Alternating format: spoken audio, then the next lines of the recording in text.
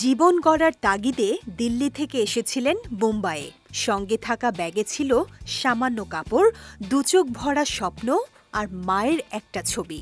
কে জানত সেই তরুণ একদিন হয়ে উঠবেন বিশ্বের সবচেয়ে বড় তারকাদের একজন, হয়ে উঠবেন বলিউড কিং। বলছিলাম বলিউড বাদশাহ শাহরুখ খানের কথা।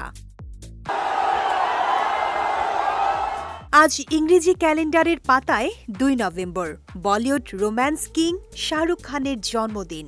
৬০ বছর আগের আজকের এই দিনে জন্মেছিলেন বলিউডের বাদশাহ শাহরুখ খান। তার নাম শুনলেই চোখের সামনে ভেসে ওঠে প্রেমের রূপকথার নায়কের মুখ। ৩ দশক ধরে ভারতীয় সিনেমা প্রেমীদের হৃদয় জয় করে রেখেছেন এই superstar. Good to go, girls. Shahrukh খানের জন্মদিনে সোশ্যাল মিডিয়া ভেসে যাচ্ছে শুভেচ্ছা বার্তায়। বলিউডের সহকর্মী থেকে শুরু করে কোটি ভক্ত সবাই জানাচ্ছেন প্রিয় তারকার প্রতি ভালোবাসা ও শ্রদ্ধা।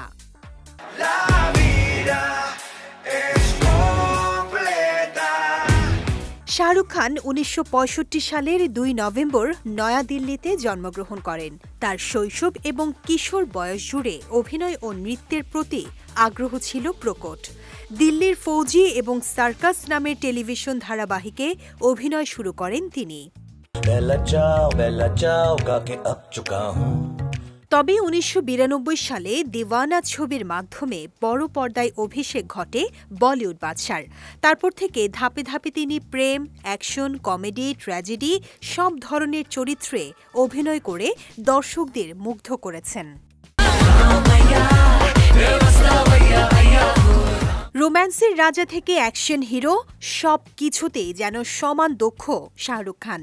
বয়স শুধু সংখ্যায় সীমাবদ্ধ, তা আরও একবার প্রমাণ করেছেন ২০২৩ সালে, যখন পাঠান, জওয়ান এবং ডাঙ্কি দিয়ে বক্স অফিসে ঝড় তুলেছিলেন তিনি। আজ শাহরুখ কেবল ভারতের নয়, বিশ্বের প্রিয় তারকা। দুবাই থেকে দিল্লি, নিউ ইয়র্ক থেকে ঢাকা, সর্বত্রই তার ভক্তদের উন্মাদনা চোখে পড়ার মতো। ব্যক্তিজীবনে গৌরী খানকে ভালোবেসে বিয়ে করেছেন শাহরুখ। সেই সংসারে ৩ সন্তান আরিয়ান, সুহানা ও আব্রামকে নিয়ে সুখেই কাটছে তার জীবন।